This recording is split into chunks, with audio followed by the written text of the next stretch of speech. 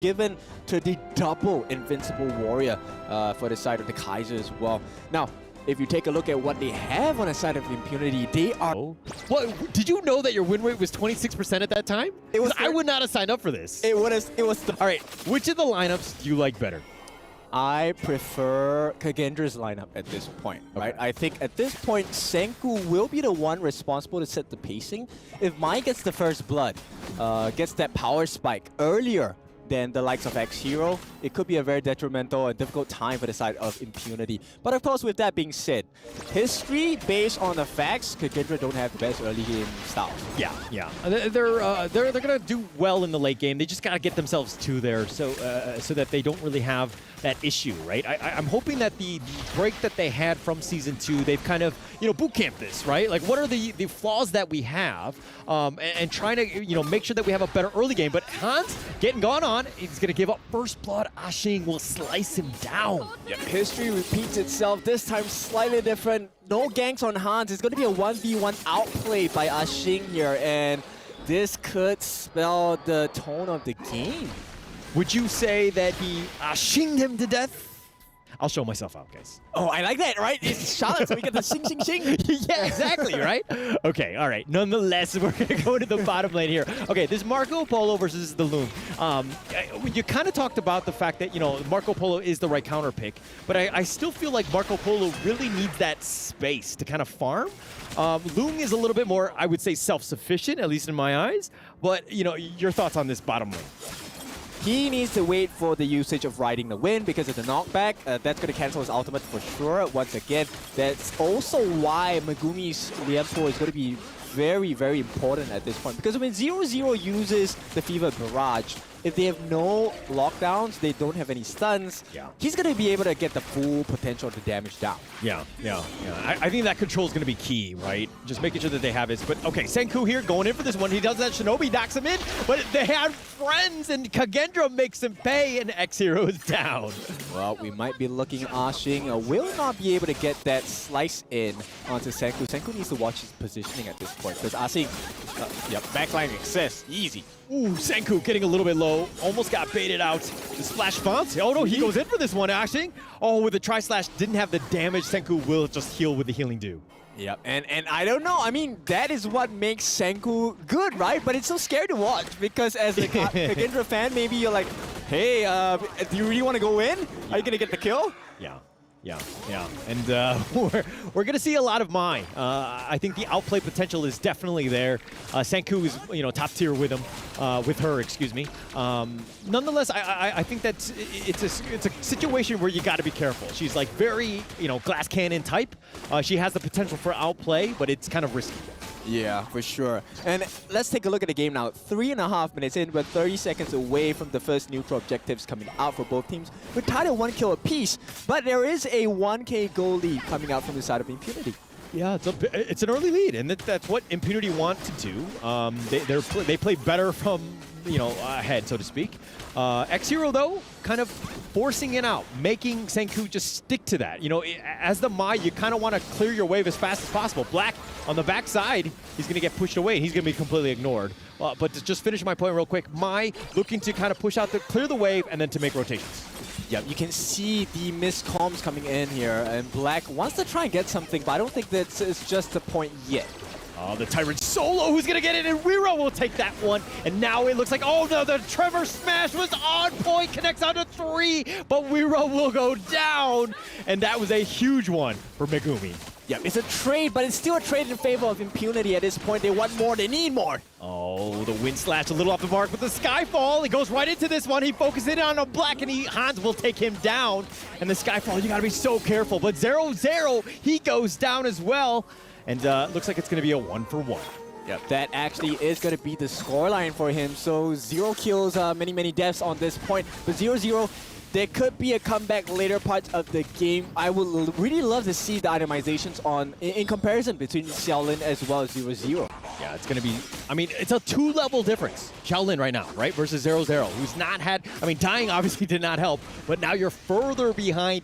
Tough situation for Kagendra. They need to create some space, maybe do a rotation, but with that bottom T1 taken out, you're having a hard time. But here's the replay. All right, let's take a look. So Xiaolin, once again, just left to his own devices, right? This 3-man knockup, like you mentioned, Megumi created so much space. Xiaolin was just having free hits all the way.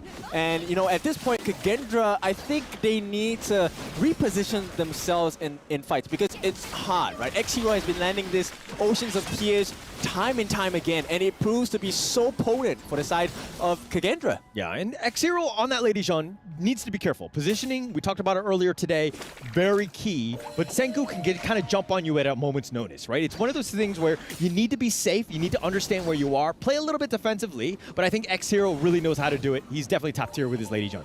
Yep, he's able to plan out that, you know, that first icicle coming out from the passive for the Ocean of Tears as well. But it looks like Kagendra, once again, being pressured all over again by Impunity. This is where the experience comes in. The Myanmar boys looking so strong. Yeah, looking very strong. And in the top lane, Han so low. Ashing not able to get that finishing touch. Does get it in the end, and Ashing is kind of rolling in that top lane. Yep, continuing with the Xings here. It's going to be 4-2, as it's going to be a 2,000 goal lead as well. Yeah, and it looks like it's going to turn into an Overlord. You've turned your kills, you've converted into objectives, and Impunity playing this one to the T, understanding what they need to do. They've got a 3K net worth lead, invading the enemy jungle, making it very uncomfortable for Kagendra to even leave the lane. Yep, this is, you know what? This is the second time I've seen them attack the 4 camp, and nobody has made any attempt to stop that just yet from Kagendra. So they're losing in these little trades. It might not seem like much, but you can see the result of it, right? That's like 2,500 gold ahead for the side of Impunity. Yeah, okay. All right. Okay, but Megumi getting forced here with the Resplendent Revolver doing some damage. The Ocean of Tears bouncing around. Movers will eat most of that one. But Impunity, again, just taking the lane. Wind Slash does actually connect onto Senku, who just gets under the tower. Yeah, so it's not looking too great for the side of Kagendra, but Impunity, I feel like they aren't exactly pushing and, you know, making sure that the pressure is getting to the side of Kagendra. Yeah, and they're going to wait in the wings. They're going to play things a little bit slower at this point. Get Weira a little bit more time. He's behind in terms of, you know, levels, experience, as well as the net worth. Weira needs that farm, and they're trying to prioritize him, trying to get in. But Senku, here's the attack. They do have the Shinobi pushing him back. X-Hero's going to be killed. You talk about positioning, but yeah, hey, when you get forced into this one, they'll just eat you up. Yeah, Celestial Melody now drop down onto reroll, which means he has Invincible Warrior once again. So we might be looking at a fight coming out from Kagendra. They're willing to take one more. Yeah, willing to take it, but I don't think that they're going to find the right avenue of attack on this one. Kagendra's still sticking around. Reroll will go for the flank, wait in the bushes. They find Black, who scouts it out. He's been burst rammed, and Reroll taking a lot of damage using the Invincible Warrior just to stay alive. Yeah, that's unfortunate, but that's really smart from the side of Impunity, right? And this puts them in the perfect position to capitalize this. They get the free Tyrant, and this is the 8.5-minute Tyrant. So they will have enough time to work through the debuff for their Primal Bond before they start working on that 10-minute Shadow Overlord. Oof, oof, oof. And I mean, Impunity playing that really smart. Like forcing out the Invincible Warrior and then taking it in, turning it into the Tyrant, right? It's just really smart play. Understanding cooldowns, know what you have to do, kind of push things along. And again, Impunity just really forcing Kagendra to literally just sit on her tower. Yep, I really like the itemization coming out from Xiaolin here. Axe of Torment as well as the Eternity Blade going into our Master Sword for sure. Now, the reason why I find this so intriguing is because, you know, most of the time as a farm lane or a marksman, you want to go for Daybreaker, right? Increase attack speed. But the Axe of Torment gives you more life. And it does the same as well. It gives you 85 damage, it gives you an armor pierce. So I really like the fact that Xiaolin is just itemizing just to be a little bit more survivable. And it has shown to make the difference in the fight between them and Kagendra. Yeah, it's about itemization. And oh my gosh, we were all the way up in the front. Invincible Warrior tanking most of it. He's going to be fine. But he did, again, on cooldown again. Got to be careful. Impunity waiting for the next creep wave to do that potentially again. Yep, and to make matters worse, X-Hero just got its hands on the Frozen Breath. It's going to be a hard time walking around the likes of Impunity, right? The floating side is going to be bouncing between all the different members, and here they're looking for more. But Black, he's going to tank that. Yeah, Unruly Blades back to safety. Black, you know, not using the surfboard. I think he could have used that probably in style, no? Well, he was on land, right? We don't do land surfing here. Well, you know, you just jump on it. It works, but okay. Still love the skin. Megumi on the side, in the front, kind of tanking things around, zoning them away. They're going to look to take out this Tyrant. Megumi gets the burst ram onto Moofers, but Xiaolin all the way up at the front. He does get a Kachusen to the face, but they're going to back off. They're going to try to take down this Tyrant. Yep, it's all about the team fight, and Moofers here suffering quite a bit of damage, forced to use the Wave Breaker on the backlines, just healing himself alone at this point. I want to keep my eyes on 0-0. Oh, Invisible Warrior, they're going to go for this one. They're Splendid. Oh, they do the damage, and they kill the Tyrant to Black. We'll go for this, the Infinite Fastness, just to back up into safeties. Moofers is already down. Ashing will get credit for this one, and now they want more. No, Ashing is going to have to back off. He does get scared of the Resplendent Revolver. Just diving in, and this is where the backline access makes so much sense for the draft of Impunity, right? Megumi doing so well to just be disruptive, and at the same time, Asing and Xiaolin just chasing away the entirety of Kagendra. Yeah, and Impunity have done a great job. They were forcing the action on that T1. They finally knocked it down. That took some time, and you know, commending Kagendra here for being somewhat defensive and being able to hold that, but now things have kind of fallen off a little bit. It's about a 5K net worth lead. Impunity really in the driver's seat here. Yep, and this is going to be a domino effect, right? So one turret falls, suddenly there's 2, there's 3, and there's going to be a total of 5 turrets taken away from Kagendra. Yeah, and Black being forced in with the Invincible Warrior from Weira, forcing this one out. Black tanking most of this. The Unruly, the Wind Slash knocks him up, but, you know, he's going to back off. Yep, he's taken so much punishment, and he drops to, what, a third of his health? You know, Kagendra at this point, they need to be really careful because they need to buy so much time for 0-0. He does not have sufficient damage just yet. Not yet, but, you know, they just need time, right? 0-0, largely quiet, right? We haven't seen him, he had that early death, and now he's just kind of been waiting in the wings, trying to farm as much as possible, tried to get themselves back in this game. But, you know, right now, Kagendra have been on the defensive. All they're trying to do is just, again, buy time. Yep, they need that extra E to change the yet into the yeet so they can kill some members on the side of Impunity, man. Yeah. Okay, I see what you're doing there. And yeah, that's the way. They need to deal with these minions here. Look at this. Black is just taking the Overload for free. Kagendra right now just all hands on deck in terms of the defense. Not able to get anything going. And again, Kagendra really struggling to find any sort of farm.